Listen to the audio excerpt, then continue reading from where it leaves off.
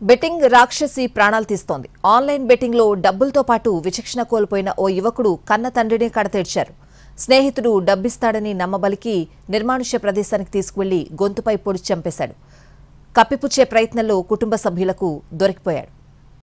Betting betting betting ఇది జీవితాలను కబళిస్తోంది. వ్యసనంగా మారి ప్రాణాలు తీస్తోంది. సరదాగా ప్రారంభమయ్యే ఈ వ్యసనం తర్వాత ధన మాన ప్రాణాలను హరిస్తోంది. దీని నుంచి బయటపడాలని ప్రయత్నించే కొద్దీ మరింత బలంగా కూరుకుపోతున్నారు. తెలుగు రాష్ట్రాల్లో ఇప్పటికే చాలామంది తమ ప్రాణాలు కోల్పోయారు. మరికొందరు తమ వారిని కడతేర్చారు కూడా. ఆన్లైన్ బెట్టింగ్కి అలవాటు పడిన కుమారుడు కన్న తండ్రినే దారుణంగా హత్య చేసిన ఘటన హైదరాబాద్లో కలకలం రేపింది. వనపర్తిలోని తన స్థలాన్ని విక్రయించగా వచ్చిన 6 లక్షలను హనుమంతు నాయక్ ఇంటికి తీసుకొచ్చారు. ఆన్లైన్ బెట్టింగ్లకు బానిసైన ఆయన కుమారుడు రవీందర్ నాయక్ ఇంట్లో ఉంచిన ఆ డబ్బు నుంచి 2.5 లక్షలు తీసుకువెళ్లి పోగొట్టాడు. కొద్ది రోజులుగా తండ్రి డబ్బు గురించి అడుగుతుండగా తన స్నేహితులకు అవసరం ఉంటే ఇచ్చానని చెప్పి కాలయాపన చేస్తూ వచ్చాడు రవీందర్. ఈ క్రమంలో మంగళవారం మధ్యాహ్నం 12 గంటల సమయంలో తన స్నేహితుడు డబ్బులు తిరిగిస్తున్నాడని తండ్రి హనుమంతు నాయకును నమ్మించి నిర్మానుష్య ప్రదేశానికి తీసుకువెళ్లాడు. అక్కడ తండ్రిని కత్తితో గొంతులో పొడిచి దారుణంగా హత్య చేశాడు.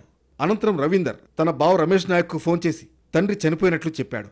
అక్కడికి వెళ్లి చూసిన కుటుంబ సభ్యులకు అనుమానం రావడంతో రమేష్ నాయక్ గచ్చిబౌలి పోలీస్ స్టేషన్లో ఫిర్యాదు చేశారు. కేసు నమోదు చేసుకున్న పోలీసులు నిందితుడు రవీందర్ నాయక్ను అరెస్టు చేశారు. మృతదేహాన్ని పోస్టుమార్టం నిమిత్తం ఉస్మానియా ఆసుపత్రికి తరలించారు.